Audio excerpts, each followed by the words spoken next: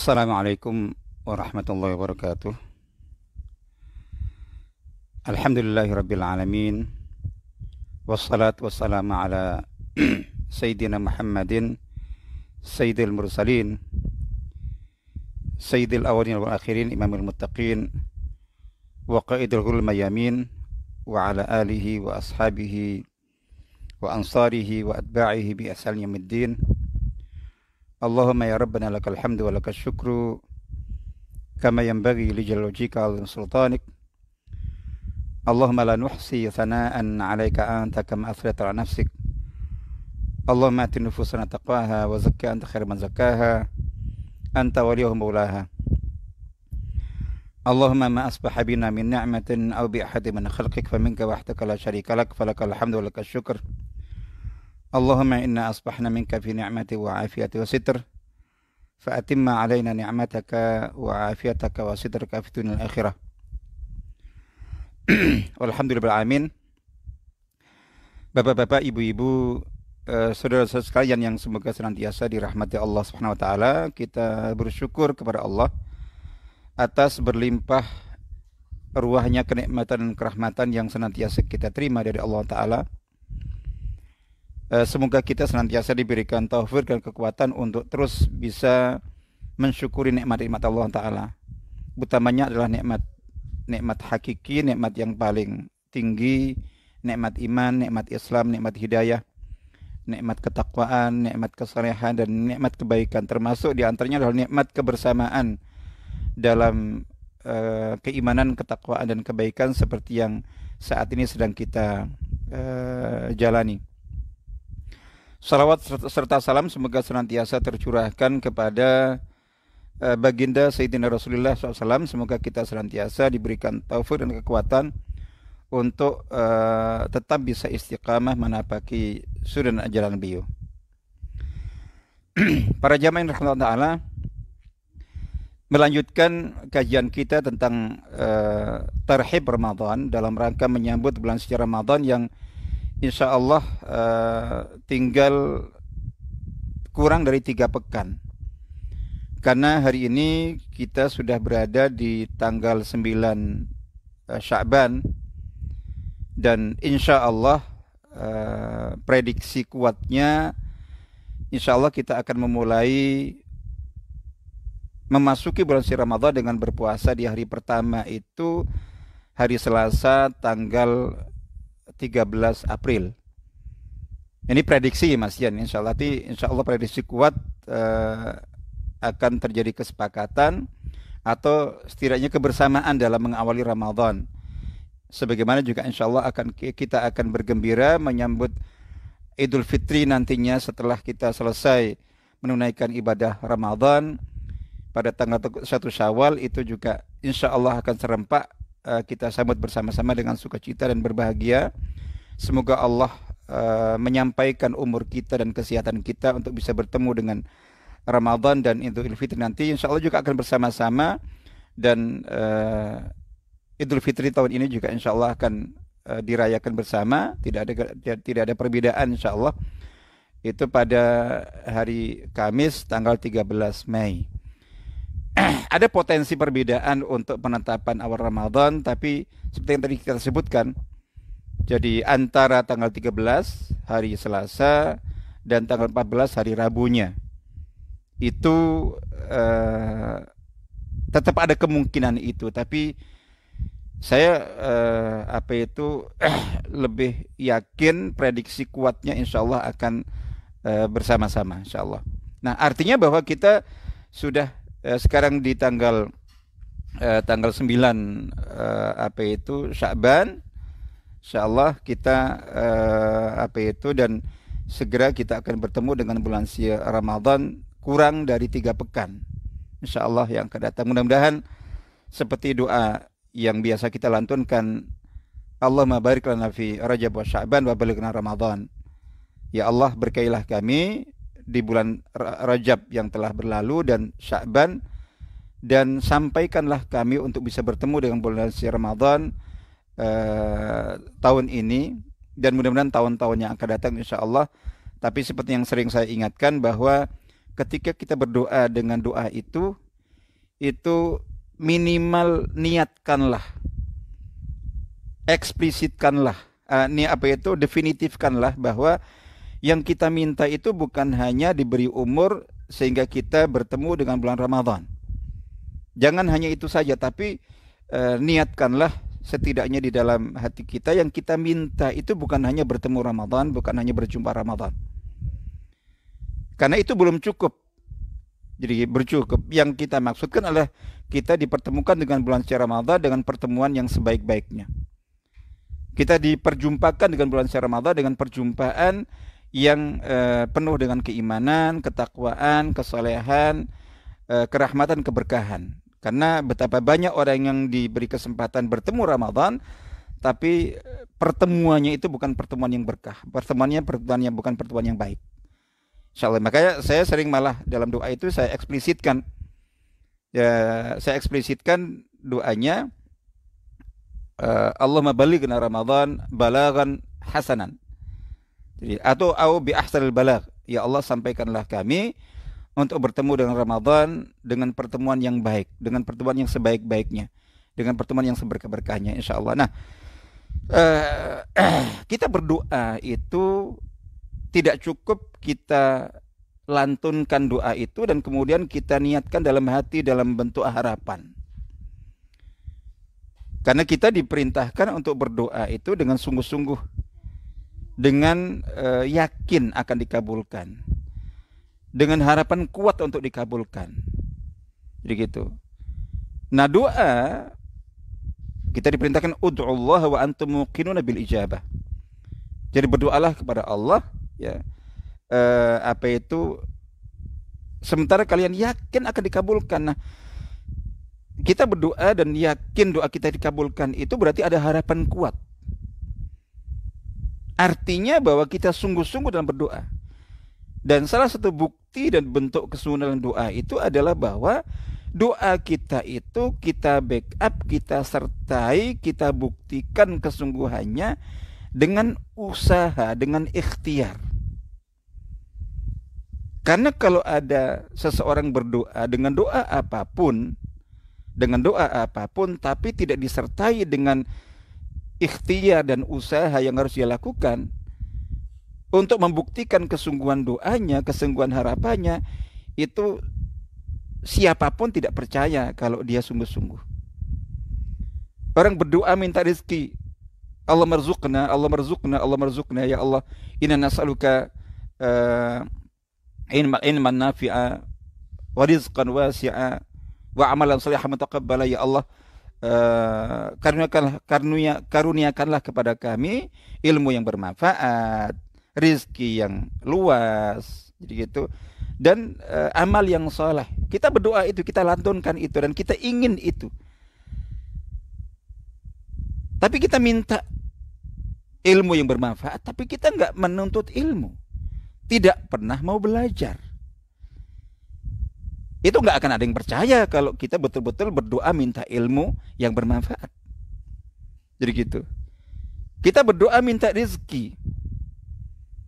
Allah marzuqna ya Razzaq, ya Allah, berikanlah kami kepada kami rezeki.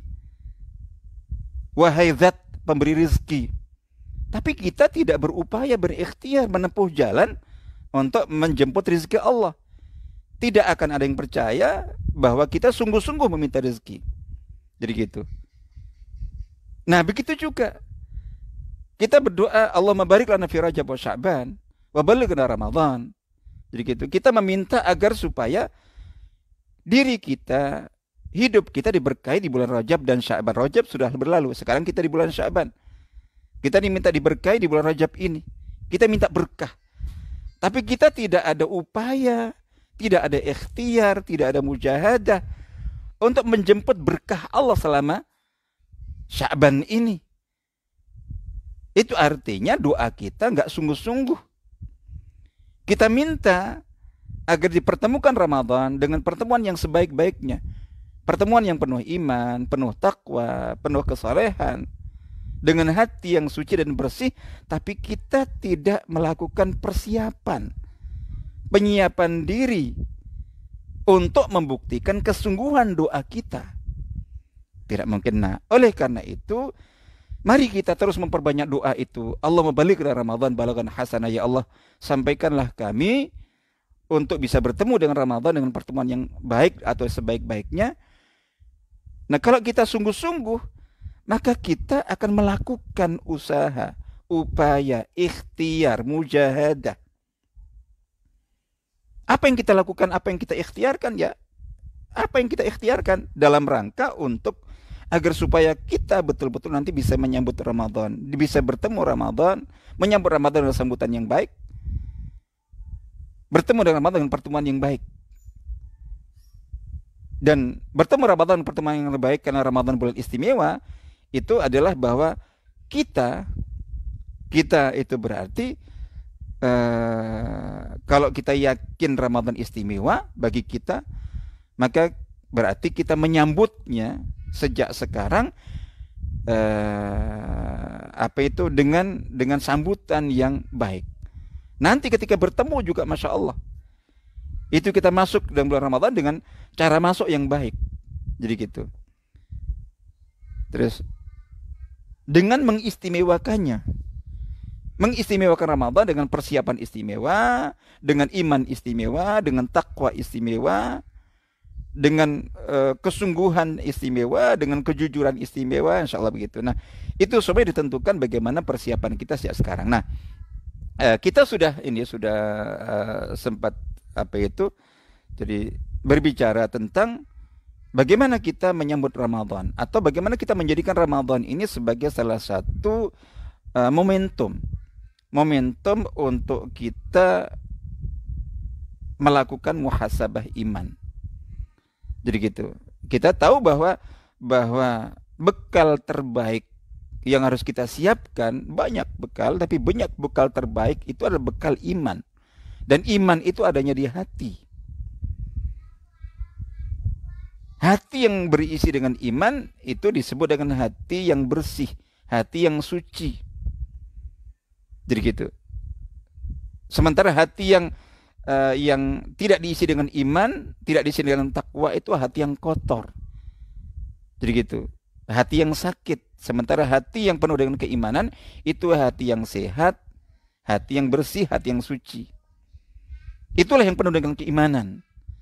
Karena yang dipanggil oleh Allah Ta'ala untuk diberi hadiah berupa keberkahan puasa Ramadan dan seluruh amal ibadah selama Ramadan itu adalah ya ayyuhalladzina amanu.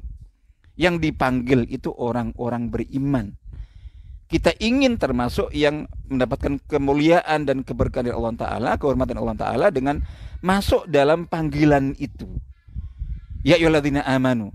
Hati kita penuh beriman sehingga betul-betul itu artinya itu bukan hanya kita jadi ya ayyuhalladzina amanu kutiba alaikumusiyam. Itu jangan hanya dipahami Allah memanggil orang beriman untuk diberi kewajiban puasa. Iya itu. Bahwa kewajiban puasa berlaku bagi orang-orang beriman. Tapi yang lebih penting adalah kita memahami pula bahwa manfaat puasa, manfaat panggilan, seruan agar supaya berpuasa, yang puasa itu akan memberikan berkah yang luar biasa bagi orang yang menjalankannya itu adalah ketika orang menyambut panggilan itu dengan sambutan keimanan. Itu persiapan keimanan. Jadi gitu. Nah, kita menyambut Ramadan dengan sambutan keimanan, sambutan ketakwaan, sambutan kesalehan. Karena ya fadilah-fadilah yang di Allah sediakan selama Ramadan dengan berbagai bentuk amal itu adalah ketika dasar yang mendasari setiap amal itu iman. Makanya di dalam hadis yang saya terkenal Bukhari Muslim, man shama ramadhana imanan wa ihtisaba ghufira lahu ma taqaddama min dhanbihi. Barang siapa yang berpuasa di bulan Ramadan imanan wa ihtisaba, dengan penuh keimanan dan penuh harap untuk mendapatkan pahala dari Allah Ta'ala, maka akan diampunkan dosanya yang telah lalu.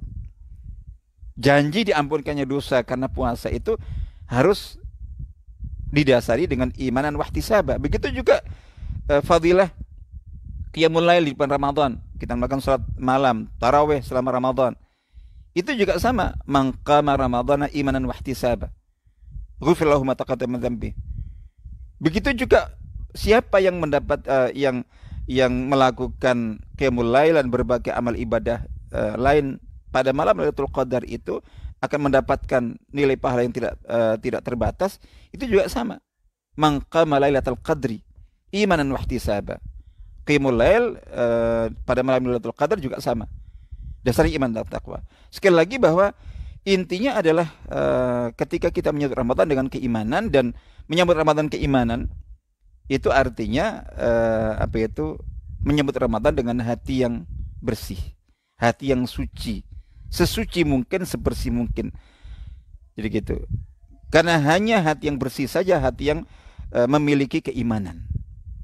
Jadi semakin bersih hati kita berarti iman di hati, di dada itu semakin baik, semakin kondusif untuk seseorang menyambut Ramadan dengan sambutan yang sebaik-baiknya. Sementara ketika hati itu sakit, hati itu kotor, karena berbagai macam hal yang mengotorinya, penyakit yang mengotorinya, berbagai noda itu yang mengotorinya, maka artinya berarti iman itu semakin tipis, semakin menipis, semakin lemah. Dan iman itu sakit. Ketika kondisinya begitu, itu berarti persiapan dalam menyongsong Ramadan, memasuki Ramadan juga persiapan yang lemah. Nah, oleh karena itu, karena kita bekal terbaik untuk kita memasuki Ramadan di samping berbagai macam bekal yang lainnya, itu ada bekal ilmu, ada bekal fisik, ada bekal finansial, ada berbagai bekal. Jadi bekal manajemen diri gitu. Tapi tetap saja bekal terbaik itu semuanya mungkin teknis ya.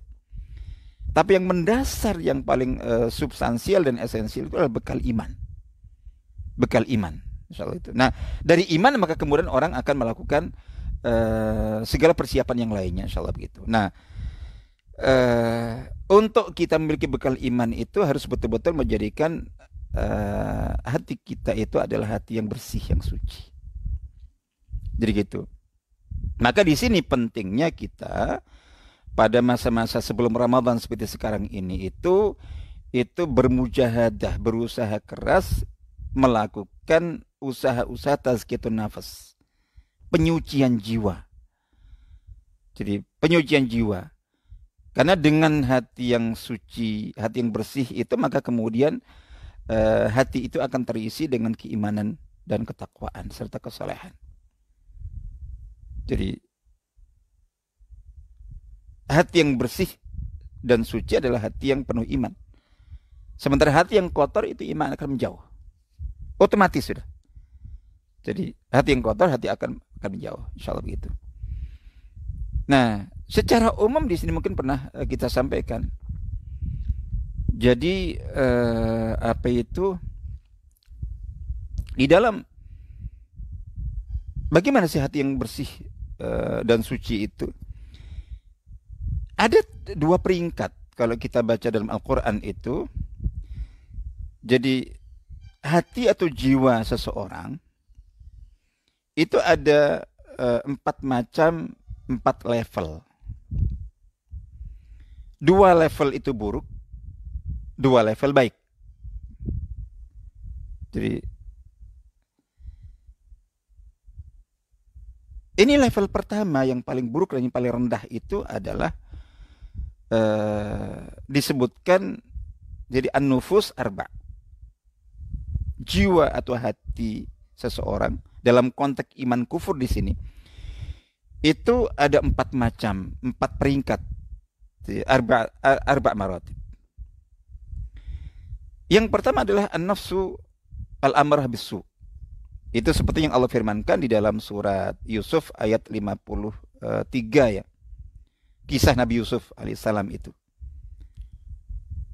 A'udzu billahi wa ma ubarri'u nafsi innan nafsa la'ammaratun bisu.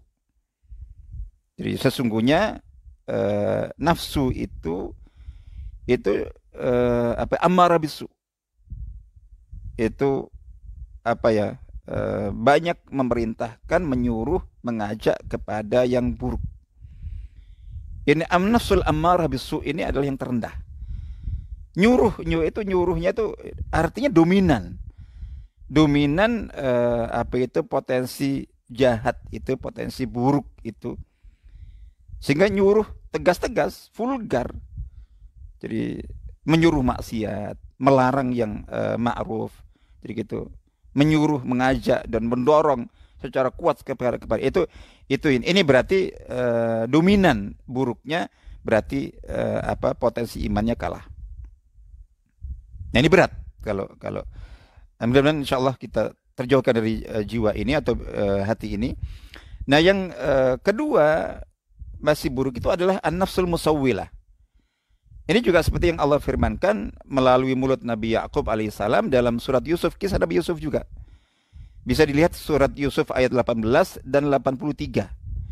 Itu diulang kata-kata penyebutan ini. Itu an-nafsul musawwilah. Kita ambil dari kata-kata Nabi Yusuf kepada putra-putranya yang diabadikan Allah Ta'ala di dalam surat Yusuf itu. Kata-kata beliau, bal sawwalat lakum anfusuhum amra. Bal sawwalat lakum anfusukum amra. Itu diulang di ayat 83 dan ayat 18 dan ayat 83. Jadi di rangkaian kisah yang sama. Jadi itu artinya bahkan jiwa kalian, nafsu kalian itu menghiaskan bagi kalian. Jadi sawwalat itu menghiasi keburukan itu dengan kebaikan, menampakkan keburukan. Jadi mereka sebenarnya niatnya buruk, niatnya busuk, tapi dikemas, diperbaiki. Artinya seseorang yang sebetulnya orientasinya, pola pemikirannya, niatnya, hatinya buruk, busuk, tapi dikemas, ditampilkan dalam tampilan dan kemasan yang tampak baik. Itu sawwalat. Nah itu jiwa yang musawwilah. Jadi gitu. Nah ini di atasnya dikit. Jadi buruk. Kalau buruk yang pertama ammarah bisu itu vulgar. Buruk ditampakkan. Tegas-tegas. Jadi mujaharah gitu. Kalau ini disembunyikan tapi dikemas, dibalut dengan itu, melenakan. Jadi, nah ini kita juga mudah-mudahan jauh dari sini menampakkan kita menyambut Ramadan, tapi sebetulnya dalam hati kita itu tidak. Jadi gitu. Mengemas keburukan dengan kebaikan. Kalau tadi keburukan divulgarkan, itu disebut mujaharah, paling buruk. Nah, yang di atasnya ini setidaknya kita berada di sini. Ini positif sudah. Ini sudah ada iman yang cukup bagus. Itu ada an-nafsul lawamah. Ini jiwa dan hati pengontrol, hati pengasuh, pemantau, hati penegur. Jadi kita salah, hati kita nyalahkan, negur. Jadi itu an-nafsul lawamah. Itu dalam surat Al-Qiyamah ayat 2. Jadi wala uqsimu bin nafsil lawamah. Jadi jadi an-nafsul. Jadi yang kalau tadi itu yang dibawahi musawwilah itu buruk dibiarkan. Bahkan keburukan dikemas, dibungkus dengan bungkus yang tampak baik. Kalau ini tidak. Itu mengakui dan menyalahkan, menegur. Nah ini yang setidaknya ini adalah jiwa yang muhasabah. Kita muhasabah, kita banyak keburukan, banyak kekotoran di hati kita, tapi kita muhasabah, kita tegur. Kita coba untuk perbaiki. Itu setidaknya kita memiliki selama hari ini itu an-nafsul lawwamah. Ayo kita raba hati kita, kita tegur hati kita. Mungkin kita selama ini juga selama beberapa hari menjelang Ramadan masih melakukan kesalahan tapi kita tegur terus. Masih malas-malas kita tegur. Masih ini jadi jiwa penegur, jiwa pengingat. Jadi mengingatkan, menegur itu paling tidak seperti itu sehingga kita terus berusaha memperbaiki diri. Jadi memperbaiki diri karena orang yang baik itu adalah orang yang terus berproses, berusaha Jadi orang baik itu bukan orang yang nggak pernah salah, tidak pernah melenceng, tidak pernah terpeleset dalam keburukan, tidak. Silakan baca dalam surat Al-Imran itu kan. Jadi 130 berapa itu? 130 apa itu? 1, 2, 3 sekitar itu. Itu kan di antara sifat orang-orang muttaqin yang dijanjikan Allah Ta'ala yang di ayat wasari'u ila magfiratin min rabbikum wa jannatin 'arduha as-samawati wal ardi, yang dijanjikan mendapatkan surga, ampunan dan surga yang luasnya seluas langit dan bumi. Itu di antara ciri orang-orang muttaqin yang dijanjikan masuk surga adalah walladzina idza fa'alu fahishatan aw dzalamu anfusahum dzakarullah fastaghfiru dzunubihim. Jadi gitu. Apa itu? Orang-orang yang melakukan dosa, kemaksiatan, fahisyah. Itu dosa besar, fahisyah itu. Perbuatan keji. Tapi langsung zakarullah wastaghfiru dzunubihim. Ingat Allah itu. Orang yang ketika salah, menyimpang, tersesat jalan, terpeleset melakukan dosa, termasuk dosa besar sekalipun, jadi gitu, itu tidak masalah selama dia masih zakarullah. Nah, orang yang ketika terpeleset salah kemudian zakarullah wastaghfiru dzunubihim itu dan istighfar, itu minimal dia memiliki an-nafsul lawwamah. Jiwanya menegur. Oh, kamu salah tadi. Kamu keliru tadi. Kamu menyimpang tadi. Kamu dosa tadi. Itu dikontrol, diawasi, diingatkan. Diingatkan maka dia ingat kepada Allah, kemudian istighfar dan tobat. Insyaallah itu nafsul lawwamah. Jadi gitu. Nah, itu menuju ke puncak. Menuju ke puncak an-nafsul mutmainnah. Seperti yang Allah firmankan dalam surat Al-Fajr ayat 27. A'udzubillahi minasyaitonir rajim. Ya ayyatuhan nafsul mutmainnah irji'i ila rabbika radiyatan mardiyah fadkhuli fi ibadi wadkhuli jannati. Masya Allah. Nah, coba setidaknya bagaimana kita melakukan tazkiyatun nafas menjelang Ramadan ini, itu harapannya bahwa kita akan memasuki Ramadan itu dengan bekal an-nafsul lawwamah. Jadi bukan hati yang suci, bersih, sudah penuh keimanan semuanya, tidak ada kotornya sama sekali, tapi an-nafsul lawwamah. Setidaknya begitu, kita masuk dengan nafsul lawwamah, hati penegur, hati pengingat, hati penyalah yang menyalahkan kalau kita salah.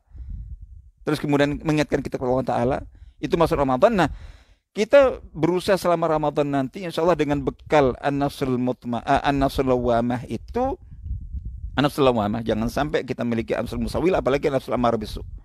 Nah, itu mari kita bersihkan, kita tazkiyah hati kita selama beberapa hari ini insya Allah itu, sehingga kita masuk Ramadan itu dengan bekal an-nafsul lawwamah, ya, an-nafsul lawwamah, jiwa penegur, jiwa pengontrol, jiwa pengingat, untuk mudah-mudahan di penghujung Ramadan itu kita bisa menggapai derajat tangga takwa tertinggi dan kita memperoleh an-nafsul mutmainnah.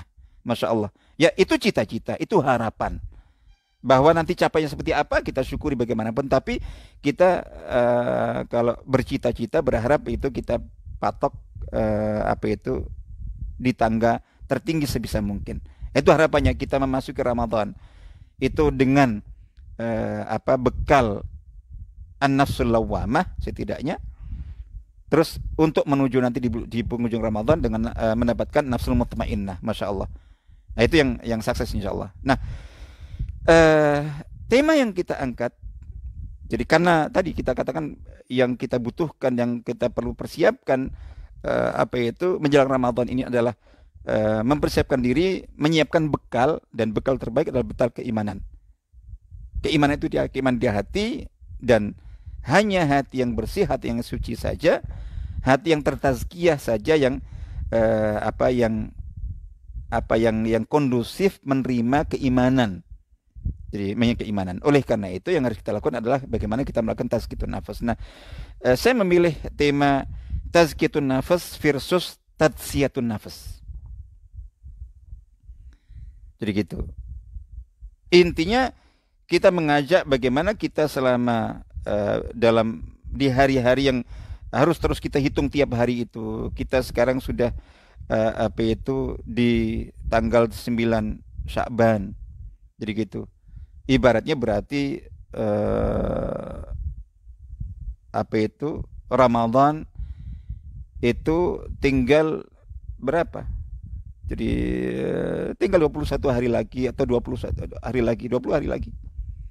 Besok tinggal 19 hari lagi, besok lah. Begitu seterusnya. Kita hitung, insyaallah gitu. Nah, itu kita berusaha untuk melakukan upaya tazkiyatun nafas. Bagaimana? Ya ini insya Allah nanti akan kita sebutkan. Kita melakukan langkah-langkah, kita melakukan upaya-upaya yang dengan langkah dan upaya itu insya Allah proses tazkiyatun nafas, penyucian jiwa kita agar jiwa kita, hati kita kondusif menerima keimanan sebagai bekal masuk Ramadan. Ya, Ramadan itu kita lakukan.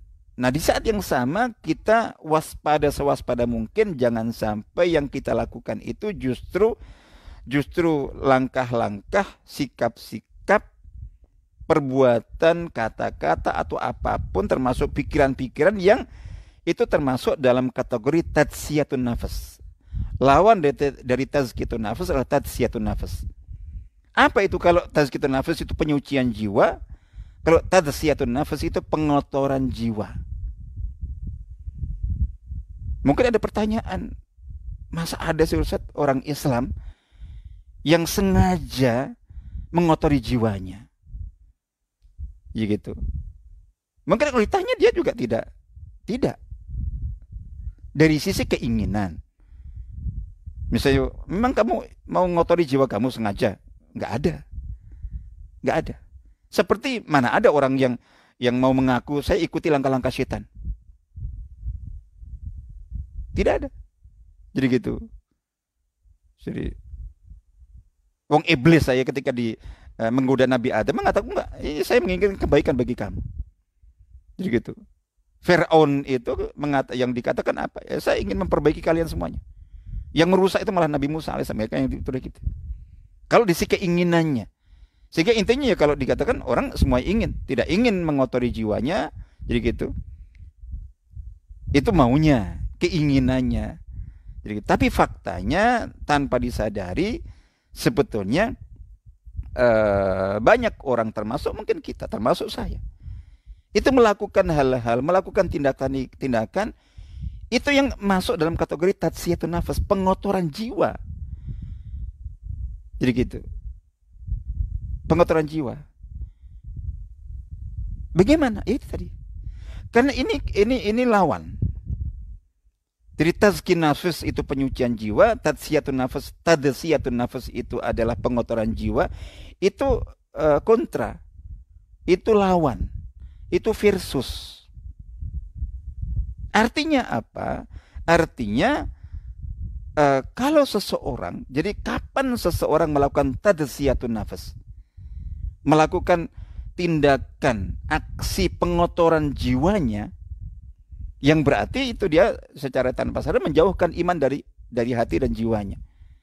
Kapan itu adalah intinya ketika dia tidak melakukan tazkiyatun nafas. Ketika seseorang tidak melakukan apa yang seharusnya dilakukan dalam rangka tazkiyatun nafas, itu berarti otomatis meskipun tanpa dia niatkan, tanpa dia sengaja, tanpa dia sadari, berarti dia telah melakukan tadzkiyatun nafas, pengotoran jiwa, otomatis. Itu seperti perlawanannya iman dan kufur. Itu nggak bisa ketemu. Kalau orang tidak beriman berarti kufur. Kalau orang tidak kufur berarti beriman. Itu nggak bisa ketemu. Ya gitu. Seperti juga tauhid syirik. Kapan orang syirik? Ketika tidak tauhid. Ketika dia tidak mentauhidkan Allah dalam imannya, berarti dia telah melakukan kesyirikan. Sama seperti taat maksiat. Kapan orang itu maksiat? Ketika dia tidak melakukan ketaatan. Itu berarti maksiat. Jadi gitu.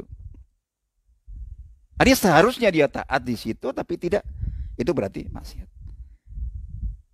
Seperti sunnah bid'ah. Kapan seorang melakukan bid'ah? Ketika dia tidak melakukan ketaatan. Atau tidak melakukan apa yang seharusnya dilakukan berupa sunnah. Itu berarti bid'ah. Begitu seterusnya. Jadi gitu. Sama dengan syukur dan kufur. Kapan seseorang itu kufur nikmat? Ketika tidak mensyukuri nikmat. Tidak melakukan apa yang seharusnya dilakukan dalam rangka membuktikan syukurnya atas kenikmatan itu, berarti telah kufur. Makanya kan selalu dalam ayat Al-Quran itu lawan syukur langsung kufur. Jadi bukan dikatakan kalau orang yang tidak syukur itu tidak dikatakan orang itu tidak syukur, enggak, langsung kufur. Jadi gitu. Fadhkuruni adzkurukum washkuruli wala takfurun. Jadi terus di ayat surat Ibrahim ayat 30 Ibrahim ayat 7 itu kan, la in syakartum la azidannakum wala in kafartum. Itu maksudnya wala in kafartum, jika kalian syukur maka sungguh benar-benar nikmatku akan aku tambah nikmatku atas kamu. Adapun jika kalian kufur, maka sungguh azabku itu akan pedih. Nah, itu maksudnya apa kufur itu? Ini tidak syukur kufur. Nah, di sini kita harus berusaha melakukan tazkiyatun nafas dan waspada dan berusaha bermujahadah untuk tidak melakukan tazkiyatun nafas. Kapan seseorang melakukan tazkiyatun nafas, pengotoran jiwanya itu ketika dia tidak melakukan apa yang harus dia lakukan dalam rangka tazkiyatun nafas, itu otomatis dia telah melakukan tazkiyatun nafas, kebalikannya misalnya gitu. Nah, ini tazkiyatun nafas dan tazkiyatun nafas itu kita ambil dari firman Allah Ta'ala di dalam surat Asy-Syams yang insyaallah banyak kebaikan kita menghafalnya. Salah satu surat di dalam juz Amma, juz 30. Jadi wasyamsi wadduhaha itu. Nah, itu coba kita baca mulai dari ayat yang ke-7. Di situ Allah bersumpah kan. Allah itu bersumpah bebas dengan sumpah dengan apapun, dengan dirinya, dengan makhluknya. Jadi wasyamsi wadduhaha wal qamari idza tala, seterusnya bersumpah dengan matahari, dengan bulan, dengan bintang, dengan siang, dengan malam, dengan waktu. Jadi gitu. Dengan apa saja Allah bebas bersumpah dengan apa saja. Tapi kalau kita itu haram, tidak boleh bersumpah kecuali dengan nama Allah Ta'ala. Kalau kita bersumpah dengan nama selain Allah Ta'ala, termasuk bersumpah dengan nama Nabi, termasuk bersumpah dengan Ka'bah, itu syirik. Itu syirik. Meskipun tidak sampai ke syirik akbar, membuat murtad ya, tapi syirik asghar, tapi syirik. Kalau kita bersumpah harus dengan nama Allah saja. Jadi nama Allah Ta'ala. Tapi Allah Ta'ala itu bersumpah bebas dengan nama dirinya, bersumpah dengan makhluk-makhluknya, dengan waktu, dengan bumi, dengan langit, dengan bulan, dengan bintang, dengan apa saja. Nah, Allah bersumpah dengan beberapa makhluknya. Terus kemudian yang di ayat ke-7-nya itu Allah bersumpah dengan jiwa manusia yang Allah ciptakan. Wa nafsi wa ma sawwaha, dan demi jiwa serta penyempurnaan penciptaannya. Fa'alhamaha fujuraha wa taqwaha. A'udzubillahi minasyaitonir rajim. Wa nafsi wa ma sawwaha, dan demi jiwa serta penyempurnaan ciptaannya. Fa'alhamaha fujuraha wa taqwaha, maka Allah mengilhamkan atau memberikan kepada jiwa itu atau setiap jiwa itu jalan atau potensi kefasikan dan ketakwaannya. Ini Allah menjelaskan bahwa di dalam setiap jiwa, kepada setiap jiwa yang Allah ciptakan, jiwa kita, jiwa manusia ini, itu Allah menetapkan, Allah memberikan, Allah mengilhamkan dua jalan atau dua potensi. Potensi pertama disebut potensi fujur, potensi kefasikan, potensi kejahatan, potensi keburukan. Jadi semua yang buruk-buruk ya dari manusia itu muncul dari potensi fujur ini. Ada dalam diri manusia, setiap manusia. Jadi, nah, di samping Allah memberikan dan menciptakan potensi fujur, potensi jahat, artinya untuk manusia itu berbuat jahat ada potensi fujur. Tapi Allah juga memberikan potensi takwa, wa taqwaha, secara seimbang, secara umum. Jadi, wa taqwaha. Dalam diri setiap manusia itu ada dua potensi itu. Potensi buruk yang disebut potensi fujur, ada potensi baik disebut potensi takwa. Itu secara seimbang di dalam diri manusia. Ini juga Allah berikan kepada setiap jin pada umumnya. Itu dalam diri setiap manusia, dalam diri setiap jin itu ada potensi takwa dan potensi fujur, potensi baik dan potensi buruk. Berbeda dengan malaikat dan iblis. Kalau malaikat itu hanya diberi potensi takwa saja. Kalau manusia dan jin pada umumnya, karena dalam dirinya ada dua potensi itu, maka dengan potensi takwa manusia bisa menjadi baik sebaik-baiknya, mungkin bisa seperti baiknya malaikat, bahkan bisa mungkin mengunggulinya. Tapi di saat yang sama manusia dan jin, karena di samping potensi takwa juga memiliki potensi fujur, potensi jahat, potensi buruk, potensi durhaka, potensi membangkang, potensi fasik, maka manusia dan jin pada umumnya juga bisa menjadi sosok yang sejahat-jahatnya sama dan mungkin melebihi kejahatan iblis. Jadi gitu. Ada dua potensi itu. Nah, lanjutan ayat disebutkan qad aflaha man zakkaha wa qad khaba man dassaha. Ya. Qad aflaha man zakkaha wa qad khaba man dassaha. Sungguh beruntunglah, sungguh beruntunglah orang yang mentazkiyah jiwanya. Yang mentazkiyah jiwa itu ya maksudnya jiwanya. Karena tidak bisa orang mentazkiyah jiwa orang lain. Jadi gitu. Ya tentu jiwanya. Beruntunglah orang yang membersihkan, mensucikan jiwanya.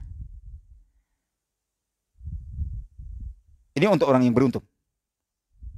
Siapa itu adalah yang zakkaha, yang melakukan tazkiyah terhadap jiwanya. Waqad khaba, dan merugilah sebaliknya man dassaha, orang yang melakukan tadzkiyah. Kalau tadi tazkiyah, ini tadzkiyah. Dassaha, tadzkiyah itu melakukan pengotoran terhadap jiwanya. Melakukan kotoran kepada jiwanya. Nah, di sini apa itu? Dalam jiwa manusia itu ada dua potensi. Dalam diri manusia, dalam hati manusia ada dua potensi, potensi baik, potensi takwa, potensi buruk, potensi fujur. Nah, orang dikatakan hatinya baik, jiwanya bersih dan suci itu ketika dia orang itu orang beruntung, tandanya dia selalu berusaha untuk mentazkiyah jiwanya. Nanti tentang bagaimana nanti kita akan sampaikan.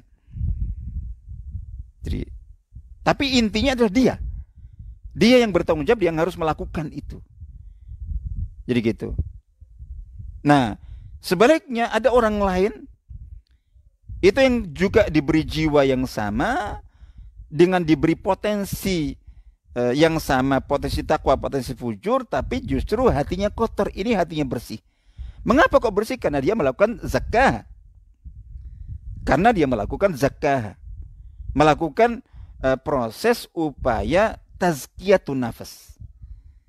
Tapi ada orang lain yang hatinya kotor. Apakah orang itu dicipta memang hatinya kotor semua kayak setan? Tidak. Jadi gitu. Tapi mengapa kok ada orang hatinya bersih, suci, bening sekali? Jadi sering kita menemukan orang-orang itu ketika kita mengenalnya, sebagai cowok mengenalnya itu orang yang bersih, baik sekali hatinya. Ya Allah, kayaknya orang ini tidak mengenal kejahatan. Atau saya sering mengungkapkannya, ada orang yang kayaknya nggak bisa berbuat buruk, nggak bisa berbuat jahat, saking bersihnya menurut kita ya. ya bersihnya hatinya itu.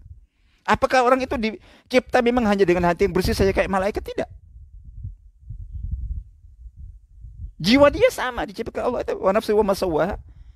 Sama diberikan ada potensi takwa atau potensi fujur, tapi dia memilih untuk mentazkiyah selalu sehingga hatinya bersih. Itu dia yang bertanggung jawab dan dia yang melakukannya. Sementara orang lain kita kenal, ya Allah, orang ini kok jahat sekali, buruk sekali. Jadi kayak susah untuk kita menemukan celah kebaikan pada dirinya. Jadi gitu. Buruk, kotor hatinya, kotor jiwanya. Apakah dia dicipta dengan jiwa dan hati yang kotor? Tidak. Sama seperti orang yang hatinya baik tadi itu. Tapi kenapa kok ini hatinya dan jiwanya kotor? Jadi gitu. Seolah tidak ada celah kebaikan dalam dirinya. Karena dia melakukan dasah. Melakukan tatsiyah, dia yang mengotori jiwanya. Jadi gitu. Itu kembali kepada yang bersangkutan. Yang satu manzakkaha, mandassaha, sama, seimbang. Jadi yang bersangkutan itu setiap orang. Jadi A dan B itu sama. Man itu, ini man A, ada man B. Siapa? Orang. Nah yang satu kok jiwanya suci, mengapa? Karena dia melakukan zakkahat tazkiyatun nafas. Mengapa ini kok hatinya kotor, jahat, rusak, sakit? Karena dia melakukan dasah. Tanggung jawab dikembalikan kepada setiap orang. Jangan nyalahkan siapa-siapa, termasuk jangan nyalahkan setan. Jadi termasuk jangan nyalahkan setan. Itu karena apa? Ini nanti khususnya di bulan Ramadan nanti saya punya tulisan lama terkait dengan tema ini, yaitu bahwa tanggung jawab utama terkait dengan baik buruknya diri manusia, baik buruknya bersih kotornya jiwa manusia, ya, jadi itu penanggung jawab pertama dan utama itu manusianya sendiri. Sementara umumnya kita, mungkin juga termasuk saya, itu sering kan melemparkan tanggung jawab itu, dan penyebab mengapa kok kita sesat, mengapa kok kita menyimpang, mengapa kok hati kita kotor itu sering selalu kita alamatkan kepada setan. Oke, setan memang punya peran. Setan memang punya peran, punya andil. Tapi seberapa persen andil setan itu? Kalau dalam konteks seperti permainan bola atau permainan dalam olahraga itu apakah peran setan dalam menyesatkan manusia itu dia peran pemain inti, pemain utama? Jadi gitu. Ibarat mungkin dalam sebuah film itu dia pemeran utama. Ataukah dia itu adalah pemain cadangan? Atau pemeran pembantu? Atau pemeran pengganti? Saya itu berkeyakinan, berpendapat, dan saya yakin dengan pendapat saya ini bahwa setan itu bukan pemain,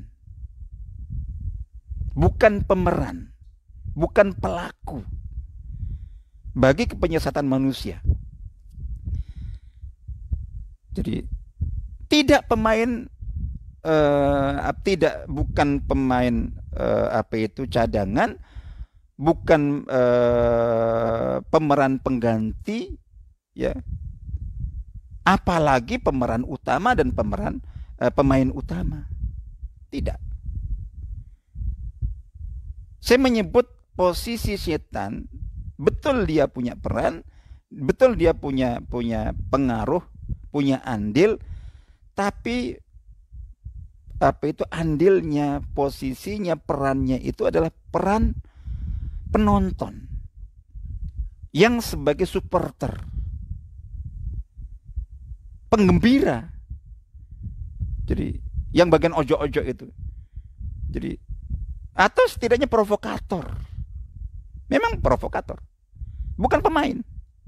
Jadi saya lebih memilih dalam konteks itu seperti supporter, penyemangat. Jadi gitu.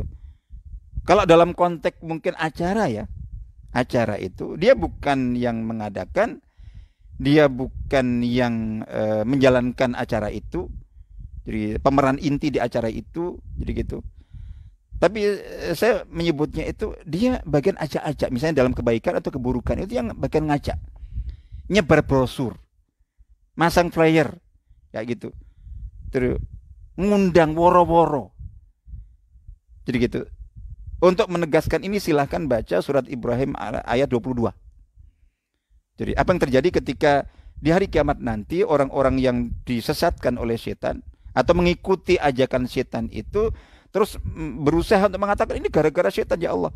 Hukumlah dia, lipatkan hukumannya. Kami sesat gara-gara setan. Itu setan membela diri. Allah memberikan kesempatan kepada setan membela diri.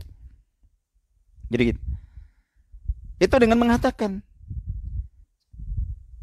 Jadi itu dengan mengatakan bahwa aku itu tidak punya kuasa apapun atas kalian. Wa ma liya 'alaikum min sultanin illa an da'awtukum fastajabtum li. Fala talumuni walumu anfusakum. Jadi dulu di dunia seperti sekarang ini, itu aku itu kalian sesat terus kemudian menyalahkan aku sebagai pemeran utama, pemain inti. Jadi gitu. Terus gara-gara saya kamu sesat, bukan. Memang aku berperan, tapi kekuasaanku, kemampuanku itu ana wa makana wa ma liya 'alaikum min sultan. Jadi aku tidak punya sultan, kekuasaan apapun atas kalian untuk menjadi sesat itu illa an da'utukum fastajabtum li. Kecuali aku itu hanya mengajak, ngundang, ketika nanti ada azan zuhur itu Allah melalui muadzin mengajak hayya 'alas shalah hayya 'alal falah. Itu setan juga muadzin mengajak, jangan ke masjid, ayo ikut aku kemana yang menyimpang itu. Sama persis seperti muadzin, hanya ngumumkan, ngajak hayya 'alas shalah. Udah. Tidak mendatangi rumah-rumah untuk nodong, ayo ke masjid enggak. Setan juga begitu, ayo ikut aku. Sama persis. Jadi gitu. Nah, ada orang yang jiwanya penuh takwa, memenangkan potensi takwa dalam dirinya itu mengikuti ajakan, menyambut ajakan muadzin, labbaik wa sa'daik. Jadi labbaik Allahumma labbaik, menyambut.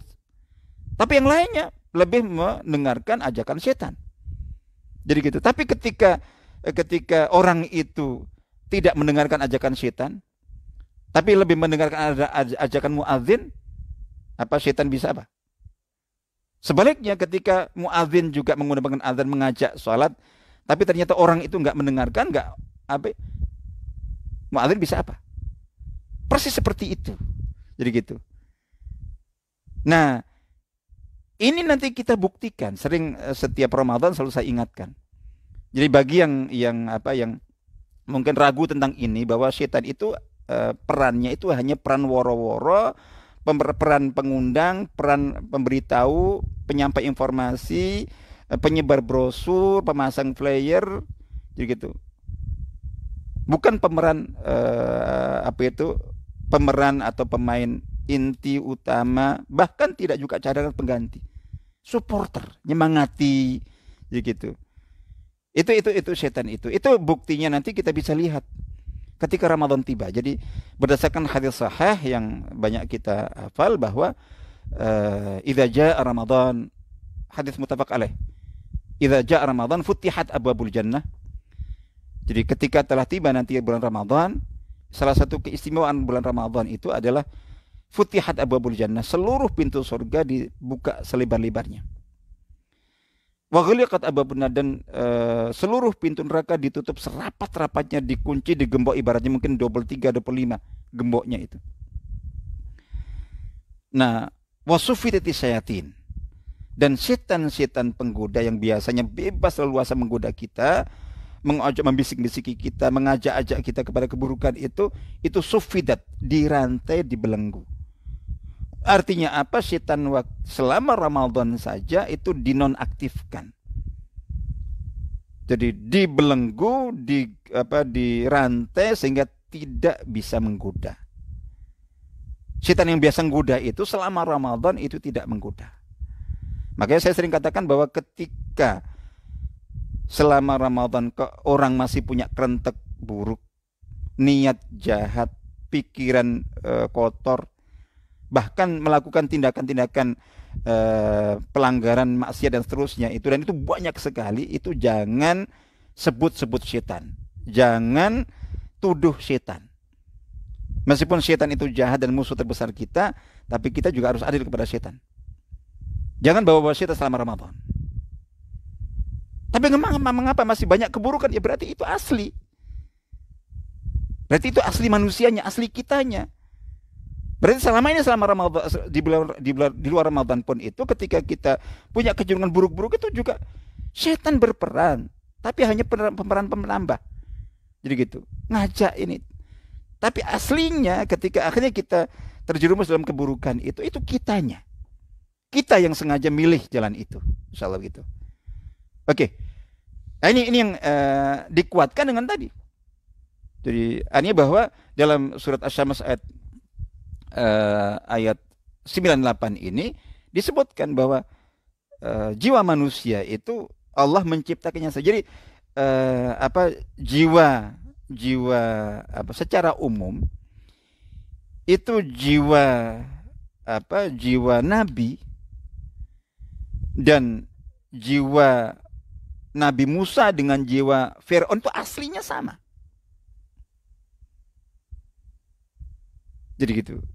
Jiwa setiap nabi dengan jiwa musuh-musuhnya di setiap zaman itu secara umum sama aslinya. Ya jiwa itu, jiwa manusia, an-nafsul basyariyah. Antara jiwa Nabi Muhammad SAW juga dengan jiwa Abu Jahal secara umum ini asal mulai sama. Jadi gitu. Dan juga sama ada potensi takwa, potensi fujur, tidak ada pengecualian.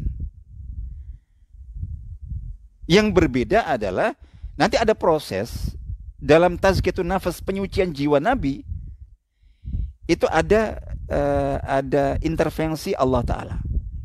Seperti contoh Nabi Muhammad SAW. Itu kan ada riwayat di mana beliau itu dibelah dada beliau, kemudian diambil hatinya, kemudian dibersihkan oleh malaikat. Jadi gitu. Itu disebutkan bahwa itu untuk menyingkirkan, membersihkan hati dari hazus syaitan. Jadi bagian kotor yang ini makanannya setan, bagiannya setan itu dibersihkan. Nah itu aslinya ada. Aslinya ada. Tapi belum melakukan proses tazkiyah, terus kemudian karena memang tugas misi beliau itu super spesial, maka Allah perlu menambah. Tidak cukup dengan upaya beliau pribadi, tapi Allah intervensi dengan mengirim malaikat dan untuk bersih, sampai disucikan, dibersihkan. Jadi sampai dikatakan 2 kali. Pada saat beliau usia 4 tahun, ketika di tengah-tengah keluarga ibunda susu beliau Halimah Sa'diyah, dan juga ketika Isra Mi'raj, ada riwayat seperti itu. Tapi aslinya sama, jadi gitu. Nah, tapi kalau kita tidak ada proses seperti itu, tapi Allah Ta'ala memberikan pilihan dan memberikan kemampuan kepada kita. Jadi potensi untuk menjadi orang yang bersih jiwanya dengan berpihak kepada potensi takwa bisa, sebaliknya juga bisa, dua-duanya bisa, soal itu. Jadi gitu. Nah, tapi selain itu kemudian ada pengaruh-pengaruh, ada faktor-faktor pendukung lain. Jadi gitu. Itu penambah. Jadi gitu. Termasuk qarin misalnya. Ini ada qarin malaikat kan, setiap manusia itu termasuk Nabi Muhammad SAW. Ma minkum min ahadin ila waqatu kilabihi qarinuhu minal jinni wa qarinu minal malaika. Setiap orang itu ditetapkan bagi dirinya itu 2 pendamping, qarin, pendamping yang tidak terlihat dari makhluk gaib. Yang satu pendamping dari malaikat, mendamping kita selalu. Tugas fungsinya itu mungkin membisiki yang baik-baik, ngajak yang baik-baik, nyemangati yang baik-baik, dukung ketika ada yang baik-baik. Tapi di sisi yang lain ada lawannya. Qarin minal jinni, setan. Jadi qarin pendamping dari setan, dari jin. Jadi yang untuk bisik yang buruk-buruk, ngajak yang buruk-buruk, nyemangat yang buruk, ngompol yang buruk-buruk. Ini seperti itu. Tapi sebatas itu, sebatas ngompori, nyemangati, ngajak, nggak lebih dari itu. Karena kalau seandainya masing-masing qarin diberi wilayah perannya itu lebih dari itu, lebih dari sekedar mengingatkan, nyemangati, bisiki gitu, ngajak. Kalau lebih dari itu mestinya tentu menang kekuatan malaikat kan. Tapi tidak, malaikat pun terbatas, sebatas itu, begitu. Nah, terus para sahabat kan bertanya, apakah termasuk engkau wahai Rasulullah? Artinya engkau pun juga ada qarin jin setan itu. Jadi gitu, di samping qarin malaikat. Apa engkau tidak didampingi malaikat saja? Tidak, termasuk aku. Tapi ada penjelasan, ada pengecualian untuk beliau. Illa anallah a'anani. Jadi gitu. A'anani alaihi fala ya'muruni illa bi khair. Tapi Allah membantuku, menolongku untuk bisa mengalahkan qarin setan itu, sehingga akhirnya setan itu fa'aslama dikatakan itu. Ada dua penjelasan. Fa'aslama itu ada yang dengan arti dia nyerah, dia kalah, dia tunduk. Aslinya tetap buruk, tapi dia sehingga akhirnya dia hanya nyuruh kepadaku yang baik-baik saja. Atau aslama itu diartikan dia masuk Islam. Kalau ini diartikan masuk Islam, qarinnya Nabi itu, qarin setannya itu masuk Islam, berarti ini satu-satunya setan yang masuk Islam. Tidak ada yang lainnya. Satu-satunya setan yang masuk Islam. Jadi yang lainnya itu bukan menjadi baik, tadi terkalahkan. Insyaallah gitu. Oke. Jadi itu yang jadi intinya adalah kembali. Berarti ketika kita ingin jiwa kita yang modal dasarnya sama dengan jiwa siapapun itu, terus juga dibekali dengan dua potensi yang sama, potensi takwa dan potensi fujur, potensi baik dan potensi buruk, potensi taat, potensi maksiat, potensi iman, potensi kufur. Nah, akhirnya bagaimana agar supaya jiwa kita baik, jiwa kita bersih, jiwa kita suci? Maka kita yang harus melakukan tazkiyah. Fa'amma man qad aflaha man zakkaha. Tadi man zakkaha. Jadi beruntunglah orang yang melakukan tazkiyatun nafas, penyucian jiwa. Jadi menyucikan jiwanya. Sebaliknya waqad khaba man dassaha. Jadi yang menyucikan jiwanya akhirnya jiwanya menjadi suci, bersih. Itu man, orang itu sendiri. Bukan orang lain, bisa. Orang lain atau pihak manapun itu membantu. Terus malaikat membantu. Jadi gitu. Orang-orang baik membantu. Lingkungan membantu. Jadi gitu. Tapi aslinya kembali kepada orang itu tanggung jawabnya. Kebalikannya orang yang hatinya jahat, hatinya busuk, jiwanya rusak dan kotor, serta sakit, itu karena dia yang bertanggung jawab dalam melakukan dassaha. Waqad khaba man dassaha. Nah, di sini yang kita, kalau kita ingin menjelang Ramadan ini, saat masuk ke Ramadan itu, minimal hati kita saat ke Ramadan itu hati di level ketiga. An-nafsul lawwamah. Jadi jiwa atau hati penegur, pengingat. Jadi gitu. Penyemangat kepada kebaikan dan penghalang dari keburukan. Itu untuk kita berusaha menggapai di penghujung Ramadan an-nafsul mutmainnah insyaallah. Nah, itu berarti kita harus melakukan zakah tadi itu, tazkiyatun nafas. Dan waspada jangan sampai justru kita melakukan yang sebaliknya, yaitu dassaha, pengotoran jiwa. Justru malah kita kotori jiwa kita. Jadi kotori jiwa kita. Nah, itu bagaimana terjadi pengotoran jiwa, yaitu intinya kali ini kebalikan, berarti ketika seseorang tidak melakukan upaya tazkiyatun nafas, itu otomatis berarti dia melakukan kebalikannya, itu tazkiyatun nafas. Insyaallah begitu. Nah, secara umum bagaimana kita melakukan tazkiyatun nafas dan menghindari tazkiyatun nafas itu? Yang jelas sekali lagi bahwa ini tanggung jawab kita. Yang jelas ini semua tanggung jawab kita yang bertanggung jawab sendiri. Sehingga kita yang mengupayakannya. Tapi secara singkat, waktu kita terbatas, secara singkat saya ingin mengingatkan beberapa poin. Jadi dalam upaya untuk tazkiyatun nafas itu, yang pertama adalah muhasabah. Ini insya Allah sudah kita bahas dan sering kita bahas, itu muhasabah. Ini salah satu prinsip, salah satu kaidah, salah satu pilar dasar kebaikan seseorang itu. Kalau kita ingin baik, termasuk baik hatinya, jiwanya, hidup sehat, dan minimal itu memiliki jiwa yang peka, jiwa pengingat, nafsul lawwamah, jiwa penegur, itu kita harus melakukan muhasabah. Jadi ini konteksnya muhasabah iman, yang muhasabah iman. Dan menjelang Ramadan seperti ini salah satu momentum terbaik yang sudah kita sebutkan sebelumnya. Itu karena Ramadan bulan super istimewa.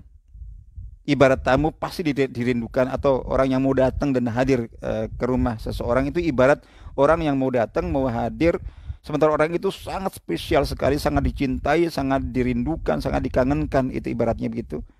Karena saking spesialnya orang yang mau datang itu apakah misalnya ini anak bagi orang tuanya, atau mungkin suami bagi istrinya yang sudah nunggu-nunggu berpisah berapa lama begitu, atau mungkin seseorang yang merindukan akan kedatangan oleh idolanya yang sangat dicintai, itu misalnya begitu. Nah itu karena spesialnya Ramadan itu, saya katakan bahwa itu pasti mengirimkan getar-getar spesialnya, istimewanya itu, yang hanya bisa ditangkap oleh hati yang penuh iman.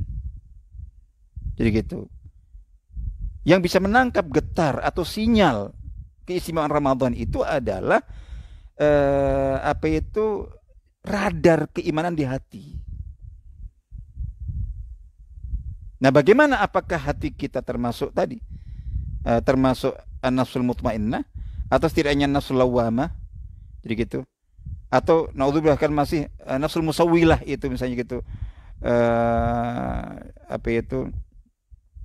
atau bahkan naudzubillah masih an-nafsul ammarah bisu, itu bisa kita melakukan muhasabah. Nah, dari muhasabah itu maka kemudian kita akan mengetahui, jadi peringkat hati kita, peringkat jiwa kita itu ada di peringkat mana. Nah, dari mengetahui itu maka kemudian kita akan berusaha, jadi gitu, akan berusaha untuk melakukan upaya-upaya tazkiyatun nafas. Intinya muhasabah. Ya, kita sebutkan mungkin tempo hari bahwa ada 5M. Ya, mengutip dari salah satu buku Syekh Dr. Abdullah Sa'alwan. Itu ada 3M, tiga hal yang 5 hal yang harus, 5 faktor yang harus dilakukan seseorang jika ingin memiliki pribadi atau hati yang bersih dan suci dan kepribadian yang baik. Yang pertama mu'ahadah, yang kedua itu adalah mujahadah, yang ketiga muraqabah, yang keempat muhasabah, ini kita sebutkan, dan yang kelima muaqabah. Ini sudah kita tidak menjelaskannya. Oke, intinya adalah muhasabah harus kita lakukan. Ya, evaluasi diri, sebagaimana kita mengevaluasi berbagai aspek kehidupan kita yang lainnya, itu kita juga evaluasi hati kita, iman kita, apalagi menjelang Ramadan seperti sekarang ini. Itu yang pertama. Jadi siapapun jangan sampai merasa enggak, saya udah bagus, enggak, itu. Ketika orang mengaku udah bagus terus tidak merasa perlu muhasabah, evaluasi, itu tanda keburukan. Baik, yang pertama muhasabah. Yang kedua itu dari ayat ayat 9 dan 8 surat Asy-Syams tadi itu, bahwa siapa yang beruntung adalah orang yang baik dan bersih hatinya, baik hatinya, suci jiwanya. Itu yang beruntung. Dan mengapa kok dia bisa memiliki hati yang bersih, jiwa yang suci? Karena dia melakukan zakah tazkiyah. Jadi gitu. Terus kemudian sementara yang merugi adalah orang-orang yang kotor jiwanya. Kenapa? Karena dia mengotorinya, melakukan tazkiyah kepada dia. Jadi gitu. Nah, Oh ya, sebelumnya tadi kita sebutkan kan. Jadi antara tazkiyah dan tatsiyah itu kapan seseorang melakukan tazkiyah ya kita salah satunya sudah kita sebutkan muhasabah. Jadi seseorang yang memuhasabah hatinya itu berarti dia telah melakukan sadar bahwa saya butuh muhasabah, saya melakukan muhasabah itu. Nah, berarti ketika seseorang tidak melakukan muhasabah itu otomatis berarti dia telah melakukan tatsiyatun nafas. Setidaknya pembiaran terhadap dirinya yang buruk. Nggak diperbaiki ya, semakin kotor. Ketika kotor dibiarkan coba. Jadi kotoran kalau dibiarkan itu kan semakin akan tambah gitu. Ya, misalnya kok kotoran nempel di cermin, di kaca atau dibiarkan itu atau di mana saja lah kan semakin bertambah kan. Itu sudah tabiatnya gitu. Nah, berarti seseorang ketika tidak melakukan muhasabah, perbaikan diri itu otomatis kalau yang melakukannya berarti dia telah melakukan tazkiyatun nafas, yang tidak melakukan muhasabah, tidak mau evaluasi diri. Jadi sebaik apapun dia merasa sudah itu artinya berarti dia telah melakukan upaya tatsiyatun nafas, pengotoran jiwanya. Itu pasti. Nah, yang kedua itu adalah jadi tazkiyah atau tatsiyah itu kan pilihan masing-masing orang seperti yang tadi kita sebutkan. Semua dikembalikan kepada man zakkaha, man dassaha. Orang itu yang melakukan tazkiyatun nafas sehingga hatinya bersih dan suci. Orang itu pula yang melakukan tatsiyatun nafas, pengotoran jiwanya sehingga hatinya kotor, sakit dan busuk. Orang itu. Nah, artinya di sini adalah bahwa tazkiyatun nafas dan tatsiyatun nafas itu pilihan. Bahannya sama, jiwanya sama gitu, jiwanya sama, terus terus potensi yang Allah berikan, ada potensi takwa, ada potensi fujur. Terus bagaimana? Ini dua-duanya ada. Potensi untuk baik ada dan bisa, untuk buruk bisa. Sama seperti jalan kehidupan ini. Jadi jalan yang lurus ada, jalan yang bengkok ada. Dan orang tidak ditodong, tidak ada yang memaksanya. Dia bebas menentukan mau milih jalan lurus bisa, jalan bengkok juga bisa.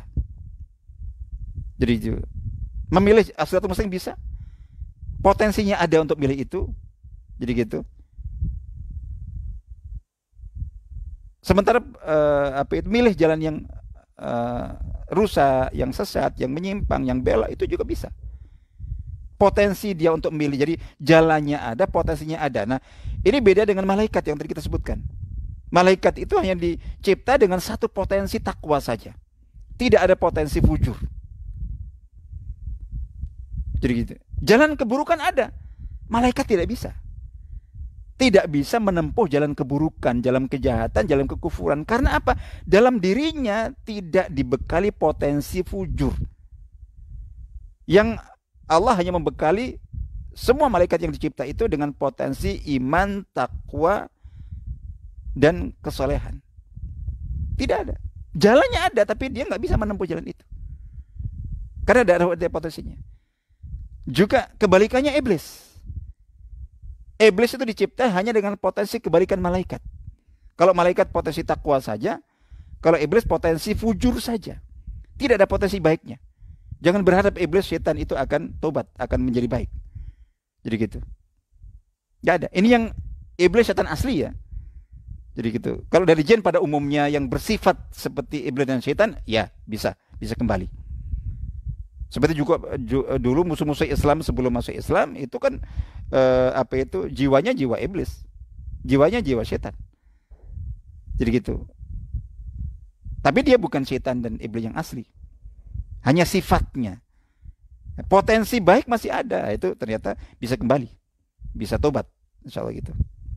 Nah, iblis, setan asli, iblis dan setan asli itu kebalikan malaikat. Malaikat hanya dibekali dengan potensi iman, takwa saja, sehingga malaikat hanya bisa berbuat taat dan baik. Tidak ada malaikat yang jahat.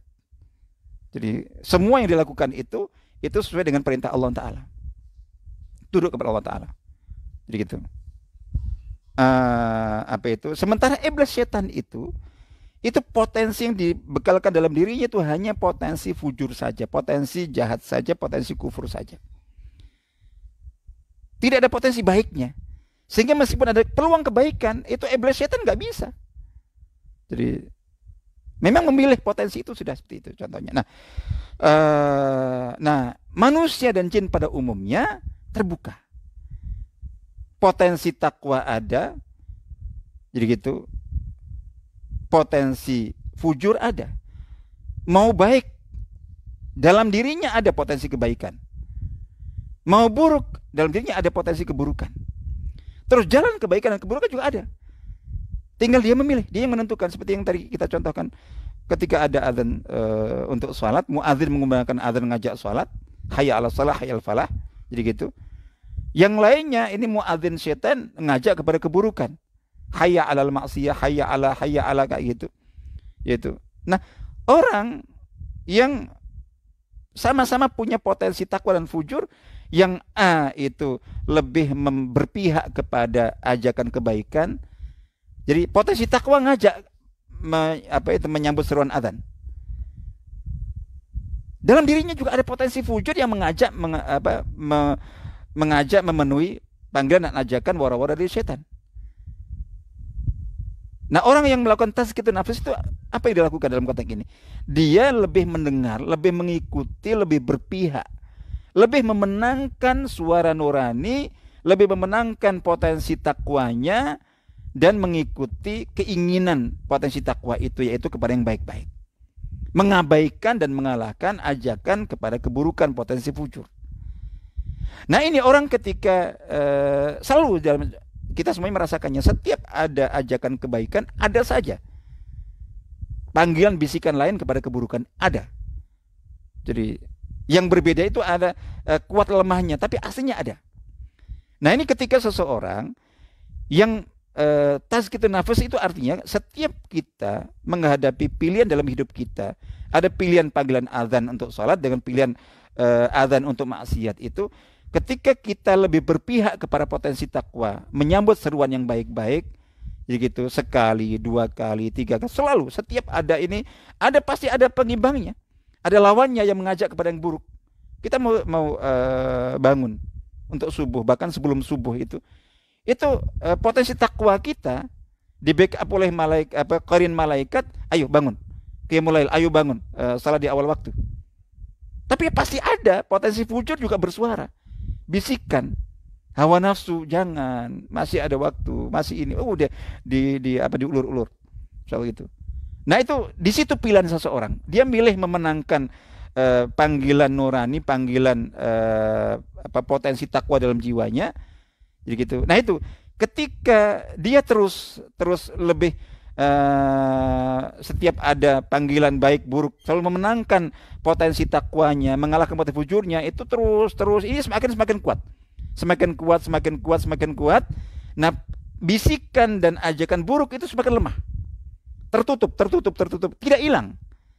Jadi gitu, tidak hilang, tapi tertutup, ini kalah lemah, ini akhirnya terus dominan sekali, sehingga orang itu akhirnya dikatakan hatinya bersih, suci, bukan kok tidak ada potensi jahat dan kotor dalam diri, ada tetap, tapi tertimbun karena kalah dengan potensi takwa. Karena setiap ada ajakan itu selalu yang kebaikan yang dimenangkan, potensi takwa, dan dikalahkan begitu. Nah, kebalikan orang lain, selalu justru yang disambut dan yang dimenangkan, yang dipihak itu adalah ajakan potensi fujur, hawa nafsu. Jadi gitu. Terus pertama, kedua, ketiga, terus semakin. Jadi semakin itu, maka kemudian orang itu apalagi kan dalam hadis dikatakan innal mu'mina atau innal abda idza akhta'a khati'atan aw idza adnaba dzamban nukitat fi qalbi nuqtatan sauda. Ketika seseorang mendapatkan ajakan keburukan oleh setan, oleh hawa nafsunya, itu terus kemudian diikuti, diperturutkan, dan dikalahkan ajakan kebaikan, potensi jiwa baiknya itu, nafsu lawamah dikalahkan. Jadi gitu. Itu setiap kesalahan dan dosa itu akan meninggalkan bintik hitam di hatinya. Yang dalam hadis itu ketika seseorang itu fa'in taba wastaghfara suqila qalbuh. Dari satu kejahatan atau keburukan, Sekali loh seseorang terpleset memperturutkan itu. Tapi setelah itu langsung sadar, nafsu lawamah nongol lagi, muncul lagi, menegur dan kemudian dia sadar, ingat Allah, tobat, istighfar, sukila qalbuh. Hatinya bersih lagi. Hatinya bersih lagi. Ini yang dikatakan. Nah, ketika begini, terus kemudian digantikan hati bersih ditambah dengan kebaikan-kebaikan, sudah tidak mendengarkan lagi ajakan keburukan-keburukan, maka bersih. Tapi ketika tidak, wa illa, jadi gitu. Fa in zadat. Ketika dari satu keburukan gara-gara menyambut ajakan hawa nafsu, jadi hawa nafsu termasuk bisikan syaitan tadi itu diikuti, dimenangkan sekali, tapi tidak langsung sadar, ditambah yang kedua, ditambah yang ketiga, setiap keburukan dan kejahatan serta kemaksiatan serta dosa itu meninggalkan nuktah hitam di hatinya. Fa in zadat, maka ketika dosa-dosanya malah ditambah, tidak ditobati, malah ditambah, maka nuktah hitam di hatinya itu yang membuat hatinya hitam itu juga semakin bertambah. Sampai ketika itu banyak hatta ta'alu qalbah, dikatakan sampai noktah hitam itu udah membungkus, menutup hatinya. Itulah yang dimaksud dalam surat surat Al-Mutaffifin ya. Jadi surat Al-Mutaffifin di situ kan disebutkan surat Mutaffifin ayat 14. Kallabal rana ala qulubihim ma kanu yaksibun.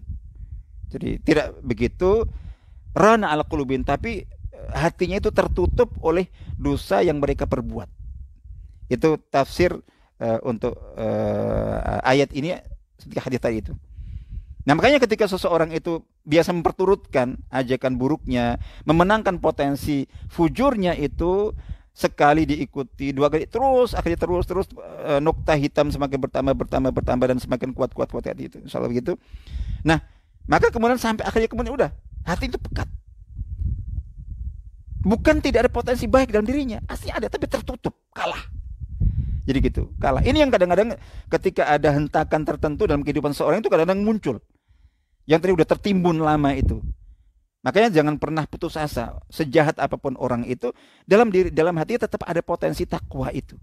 Cuman selama ini kalah. Jadi gitu. Begitu sebaliknya, orang sebaik apapun itu jangan terus kemudian dianggap udah malaikat, pasti tidak akan pernah salah. Enggak. Jadi bisa terjadi bahwa dalam kondisi tertentu itu potensi fujur yang tertimbun lama itu tiba-tiba mencuat dan menongol. Jadi sebaliknya itu hati-hati, maka tidak boleh orang merasa aman. Oke. Jadi di sini kalau kita ingin tazkiyatun nafas adalah bahwa mari kita setiap di jalan kehidupan ini kita menemukan pilihan, pasti pilihan baik buruk itu selalu ada. Nah itu hati nurani kita, potensi takwa dalam diri kita itu ngajak untuk kita milih yang baik, ikuti itu, menangkan itu, dan waspada jangan pernah kita menoleh dan memperturutkan dan memenuhi ajakan potensi fujur. Jadi gitu. Itu tazkiyah. Ketika kita selalu mendengarkan suara hati nurani, ajakan potensi takwa, ajakan qarin malaikat, itu berarti kita sedang mentazkiyah jiwa kita. Tapi ketika itu tidak, otomatis kita akan memperturutkan suara bisikan yang lainnya yang buruk dan akan mengotori hati kita sehingga hati kita kotor.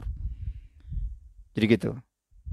Sehingga di sini adalah dengan kita memenangkan potensi takwa atas potensi fujur, tidak sebaliknya. Sementara yang melakukan tazkiyatun nafas, pengotoran jiwanya, adalah dia selalu memenangkan atau lebih banyak memenangkan ajakan bisikan hawa nafsu, potensi fujur itu. Baik. Yang ketiga adalah menjaga fitrah. Jadi di dalam hadis riwayat Imam Bukhari dan Muslim itu terkenal sekali, "Ma min mauludin illa yuladu 'alal fitrah." Tidak ada seorang anak pun, seorang bayi pun yang dilahirkan kecuali dia dilahirkan dalam keadaan fitrah. Nah itu di dalam riwayat lain atau penjelasan para ulama itu dikatakan fitrah yang dimaksud itu fitrah iman. Jadi fitrah iman. Nah, sehingga berarti aslinya jiwa manusia itu lebih cenderung kepada takwa, kepada iman. Meskipun kemudian ada potensi takwa dan fujur, tapi aslinya jiwa itu lebih berpihak kepada keimanan. Jadi gitu. Fitrah itu fitrah iman, fitrahnya fitrah Islam. Nah, berarti di sini adalah salah satu upaya tazkiyatun nafas itu menjaga kefitrahan jiwa. Jadi semua yang kotor-kotor itu berarti mengotori fitrah, tidak sesuai dengan aslinya jiwa ciptaan manusia. Nah, itu yang kita harus terus memasang kewaspadaan bagaimana kefitrahan, kesucian berarti yang berisi iman dalam hati kita itu terjaga. Jangan sampai kita mengizinkan, kita membiarkan ada apapun yang bisa merusak kefitrahan. Fitrah. Jadi gitu. Nah, itu jadi dari situ. Oke, ini waktu kita tidak panjang, waktu kita sudah singkat. Itu intinya dengan kita menjaga kefitrahan diri. Udah, jaga saja kefitrahannya, kesucian. Kan aslinya itu suci. Kita biasa katakan bahwa bayi itu suci. Mengapa kok akhirnya kemudian kan dalam lanjutan hadis kan fa'abawahu yuhawidanihi au yunasrani au yumajjisanihi. Kedua orang tuanya lah yang paling bertanggung jawab. Yang membuat anak itu yang seharusnya kalau terjaga fitrah itu Islam, iman. Tapi kok menjadi Yahudi misalnya gitu, itu tanggung jawab kedua orang tuanya yang paling bertanggung jawab. Kok yang lain menjadi Nasrani, yang lain menjadi Majusi, yang lain menjadi ateis, yang lain menjadi sekuler, yang lain menjadi jahat. Itu aslinya fitrahnya baik. Nah, itu bagaimana kita menjaga fitrah. Dari fitrah, insyaallah gitu. Oke. Yang keempat itu adalah kaidah dari para ulama salafus saleh yang sangat terkenal, al-iman yazid wa yanqus. Iman itu bisa bertambah, bisa berkurang. Nah, ini kaitannya, kalau iman bertambah itu artinya hati seseorang suci, bersih. Iman berkurang berarti hati seseorang kotor. Itu iring dengan itu. Nah, itu iman itu bertambah dan berkurang. Dengan apa dan kapan iman bertambah? Yazid bitta'at, bertambahnya keimanan. Yang berarti kalau bertambah keimanan berarti sucinya hati. Jadi itu. Berarti iman bertambah, hati semakin bersih dan suci. Itu dengan apa? Bitta'at, dengan ketaatan-ketaatan. Jadi setiap ketaatan yang kita lakukan itu, kita sadari atau tidak, kita rasakan atau tidak, itu otomatis menambah iman kita. Berarti mensucikan jiwa. Semua ketaatan itu. Jadi gitu. Makanya seperti dalam surat At-Taubah ayat 103 itu kan tentang perintah zakat. A'udzubillahi minasyaitonir rajim. Khudz min amwalihim shadaqatan tutahhiruhum wa tuzakkihim biha. Perhatikan. Ambillah dari mereka zakat. Jadi zakat. Satu kadar zakat dari sebagian harta mereka. Jadi tutahhiruhum wa tuzakkihim biha, yang dengan zakat itu engkau akan mensucikan mereka dan membersihkan mereka dan mensucikan mereka. Di sini bisa membersihkan harta, juga bisa mensucikan jiwa. Itu zakat. Begitu juga salat. Begitu juga puasa. Nah, puasa kan jelas kan? Kutiba alaikumusiyam kama kutiba alal ladzina min qablikum la'allakum tattaqun. Dengan kita berpuasa, itu takwa akan bertambah. Takwa bertambah artinya jiwa seorang semakin baik. Terus ayat yang firman Allah Ta'ala, ala bidzikrillah tatma'innul qulub. Ketahuilah, dengan berzikir kepada Allah Ta'ala itu hati itu akan menjadi tenang.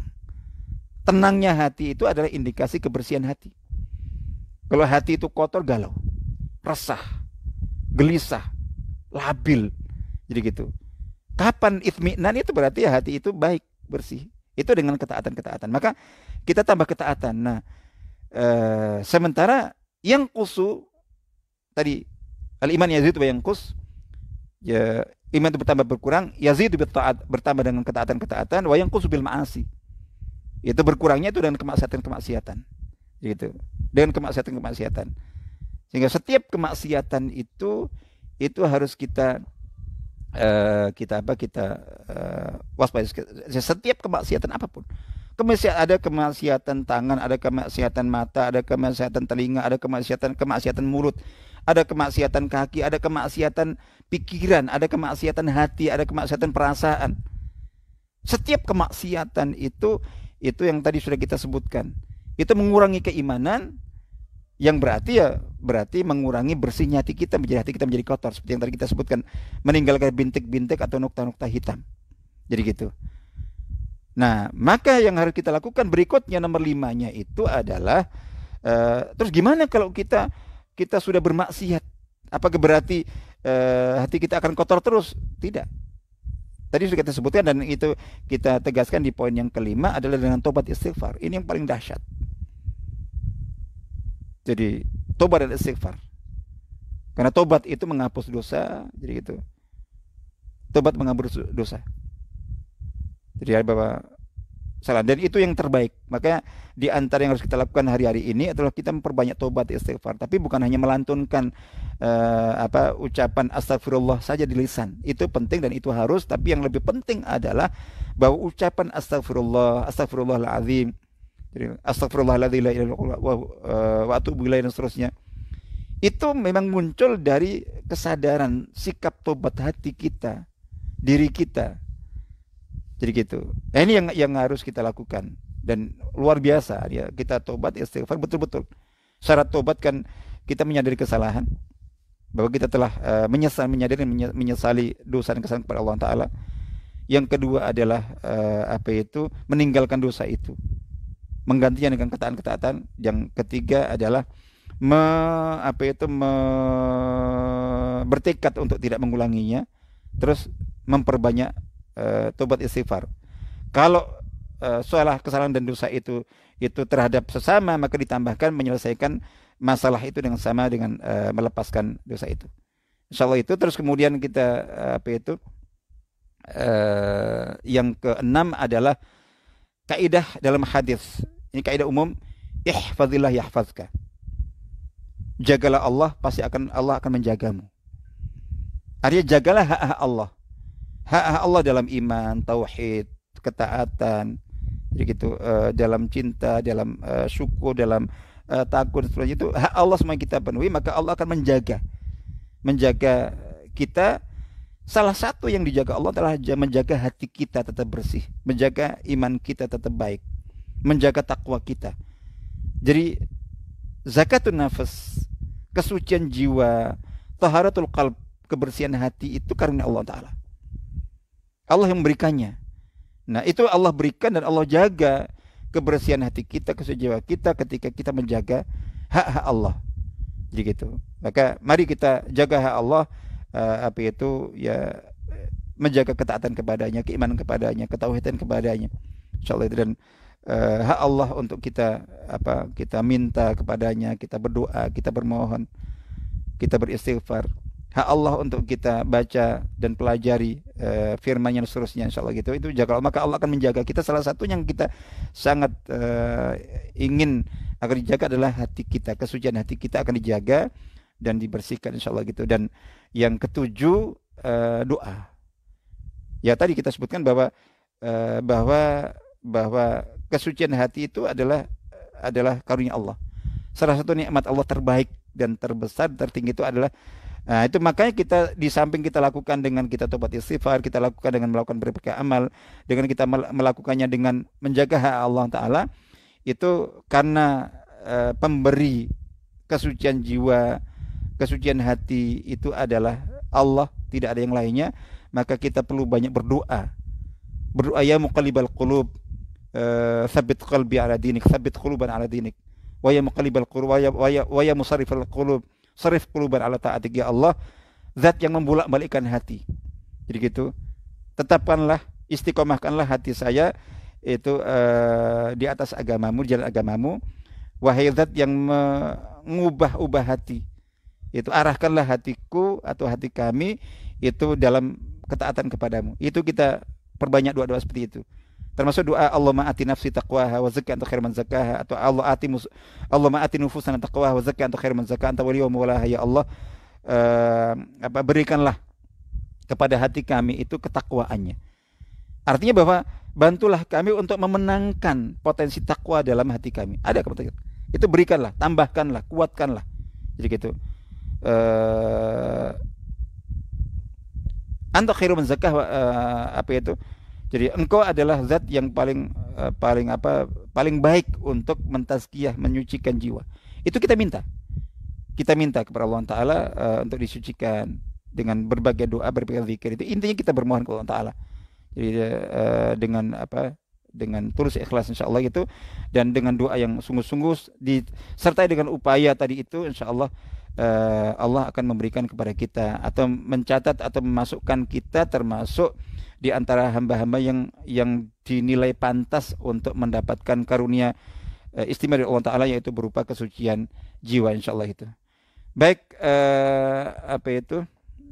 kita cukupkan sampai di sini insyaallah. Jadi kajian kita kali ini mudah-mudahan Allah Taala senantiasa menjaga kita dalam keimanan dan membersihkan serta mensucikan jiwa kita dan mengisinya dengan penuh keimanan. Ini coba kita baca interaksi yang sudah masuk. Assalamualaikum warahmatullahi wabarakatuh. Waalaikumsalam warahmatullahi wabarakatuh.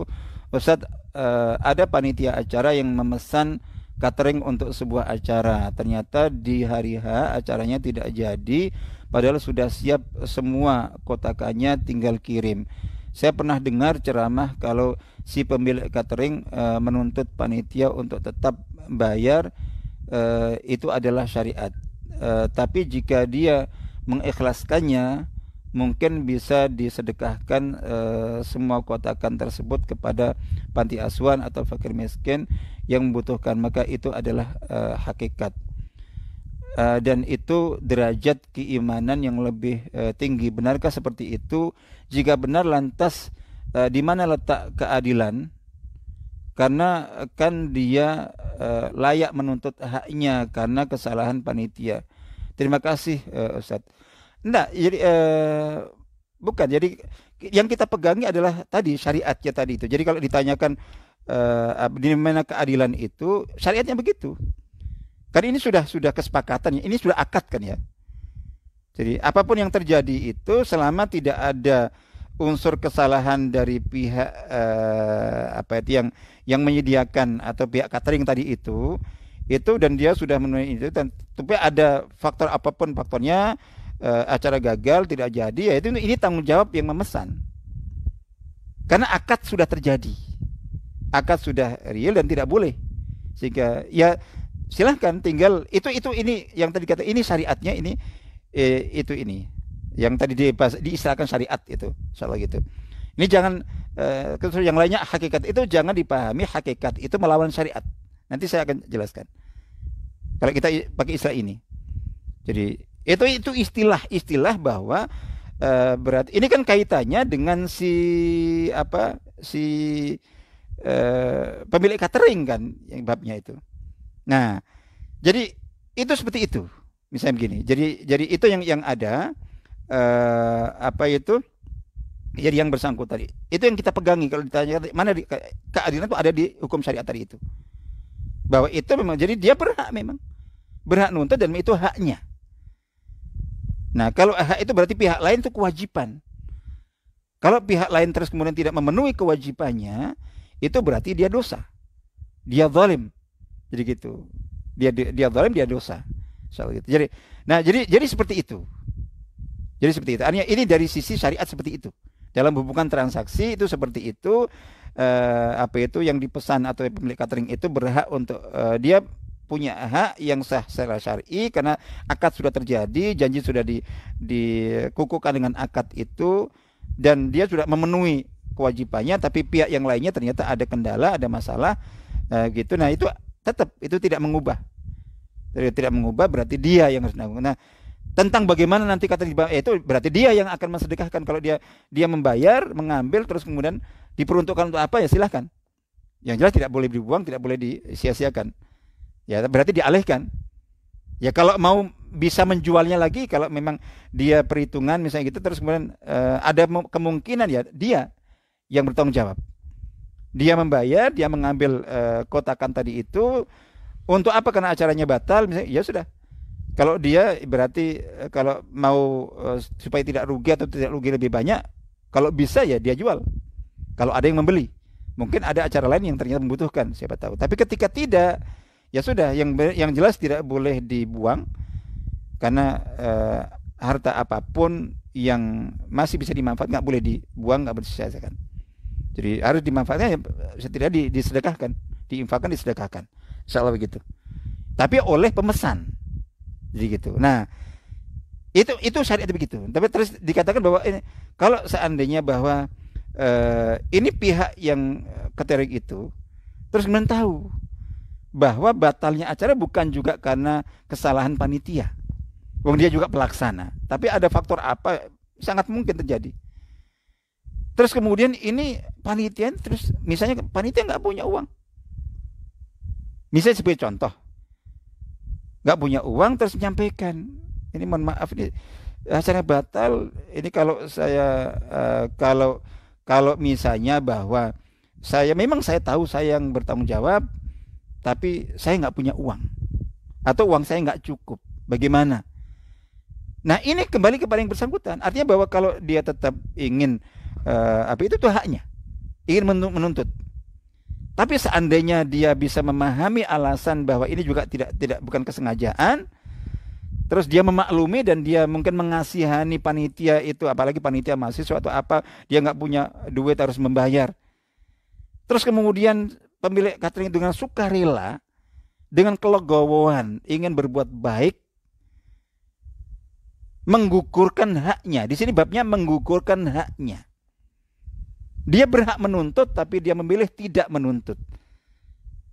Seperti orang misalnya dijahati orang lain, dia berhak membalas, tapi memilih memaafkan. Itu lebih tinggi.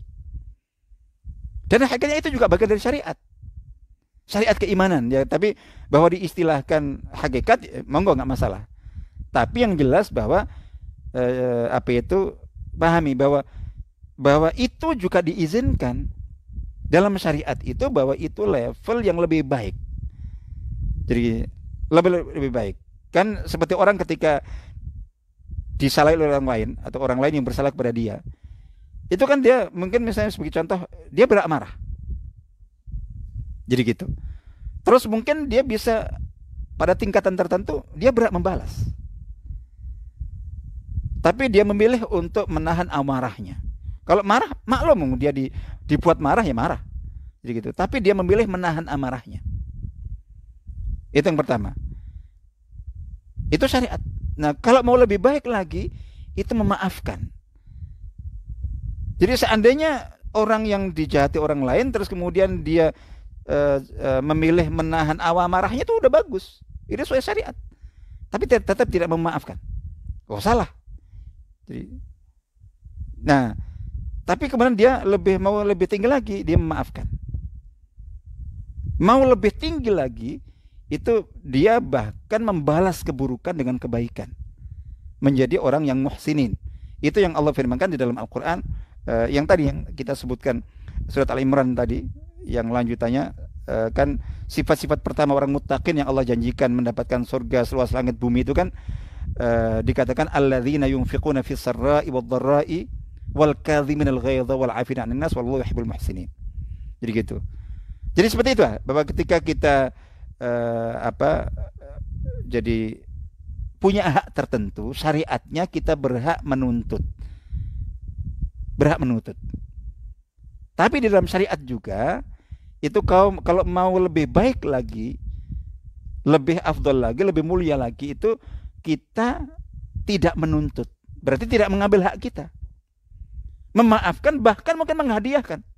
Misalnya seperti contoh tadi, sudah tidak menuntut haknya, malah mungkin mereka butuh, panitia ternyata banyak, mereka kok kelaparan, ya sudah. Ini saya rela, saya memahami kondisi kalian, sudah saya tidak merelakan hak. Jadi itu dia pilihannya. Jadi merelakan haknya. Tapi kalau orang nggak ada orang merelakan terpaksa, berarti nggak rela. Jadi gitu. Artinya nggak nuntut ya karena terpaksa, bab lain itu. Tapi ini kalau orang itu memang merelakan haknya. Ini babnya di situ, dan itu bagian dari syariat. Itu pilihan dia. Sebenarnya dia secara syariat, kalau dikatakan adilnya di mana tadi, itu secara syariat dia diberi kesempatan punya hak tetap untuk menuntut. Jadi kayak gitu. Tapi dia memilih untuk tidak menuntut, memilih untuk merelakan haknya, itu kemuliaan. Bahkan tadi itu, catering tadi itu tahu panitia anak-anak muda atau apa kayak gitu, panitia itu pada kelaparan malah diberikan kepada mereka, udah gratis, udah silakan. Jadi mudah-mudahan ini menjadi sedekah saya. Itu pilihan dia. Tapi kalau dia nggak rela dengan itu, ya dia silakan menuntut. Insya Allah itu. Saya kira mudah-mudahan itu bisa ditangkap dan pahami. Sekali lagi kita cukup sampai di sini. Mohon maaf jika ada yang kurang berkenan dari yang saya sampaikan. Dan sekali lagi yang kita harapkan adalah kemanfaatan. Mari kita berdoa kepada Allah Ta'ala. Mudah-mudahan Allah Ta'ala memberikan taufik kepada kita semuanya, memberikan rahmat, memberikan barakah, dan memberikan karunia berupa kebersihan hati kita, kesucian jiwa kita, dan persiapan keimanan yang sebaik-baiknya untuk menyongsong dan menyambut Ramadan yang akan datang insyaallah ini. Dan mari kita di samping berdoa untuk diri kita sendiri, tidak lupa untuk saling mendoakan untuk saudara kita yang lainnya, dan mendoakan seperti yang sering kita sampaikan, mendoakan orang lain itu justru salah satu sarana dan cara doa paling mustajab untuk diri kita sendiri. Mudah-mudahan itu, dan mari kita tutup majelis kita kali hari ini. Mudah-mudahan bermanfaat itu dengan munajat kepada Allah Ta'ala, memohon yang terbaik dari Allah untuk diri kita, untuk keluarga kita, untuk sanak saudara kita, untuk umat Islam semuanya, dan untuk bangsa Indonesia. Mudah-mudahan segera dilepaskan dari bencana wabah yang sedang menjera ini, dan kita awali doa munajat kita dengan membaca doa teragung dan doa yang paling mustajab dengan umul kitab bi barakatil Fatihah. A'udzubillahi minasyaitonir rajim. Bismillahirrahmanirrahim. Alhamdulillahirabbil alamin. Arrahmanir rahim. Maliki yaumiddin. Iyyaka na'budu wa iyyaka nasta'in. Ihdinas siratal mustaqim. Siratal ladzina an'amta 'alaihim ghairil maghdubi 'alaihim waladdallin. Amin. Bismillahirrahmanirrahim. Alhamdulillahirabbil alamin. Hamdan na'imin, hamdasy syakirin, hamdan yuafi ni'amahu wa kafi mazidah. Ya Rabbana lakal hamdu kama yanbaghi li jalali wajhika wa sultanik. Allahumma shalli ala sayyidina Muhammad wa ala ali sayyidina Muhammad walhamdulillahil alamin. La ilaha illa anta subhanaka inna kunna minadh dhalimin. Hasbunallahu wa ni'mal wakeel. Allahumma inna zalamna anfusana zulman katsira wa la yaghfiru dhunuba illa anta faghfir lana maghfiratan min 'indik warhamna innaka antal ghafurur rahim. Allahumma anta rabbuna la ilaha illa anta khalaqtana wa nahnu 'abiduk wa nahnu 'ala 'ahdika wa wa'dika ma stata'na. Na'udzubika min syarri ma sana'na. Nabu'u laka bi ni'matika 'alaina wa nabu'u bi dhunubina faghfir lana fa innahu la yaghfiru dhunuba illa ant. Allahumma ati nufusana taqwaha wa zakkiha anta khairu man zakkaha anta waliyuha mawlaha. Allahumma ati nufusana taqwaha wa zakkiha anta khairu man zakkaha anta waliyuha mawlaha. Allahumma ati nufusana taqwaha wa zakkiha anta khairu man zakkaha anta waliyuha mawlaha. Allahumma alif baina qulubina wa aslih dhata bainina wahdina subul salam wa akhrijna minadh dhulumati ilan nur ya rabbal alamin. Allahumma ya muqallibal qulub tsabbit qulubana ala dinik. Allahumma ya musarrifal qulub sarrif qulubana ala ta'atik. Rabbana atina fid dunya hasanah wa fil akhirati hasanah wa qina adzabannar. Allahumma barik lana fi Rajab wa Sya'ban wa balighna Ramadan balaghan hasana. Allahumma balighna Ramadan balaghan hasana. Allahumma balighna Ramadan balaghan hasana. Rabbana atina fid dunya hasanah wa fil akhirati hasanah wa qina adzabannar. Subhana rabbika rabbil izzati amma yasifun wa salamun alal mursalin walhamdulillahi alamin. Wassalamu alaikum warahmatullahi wabarakatuh.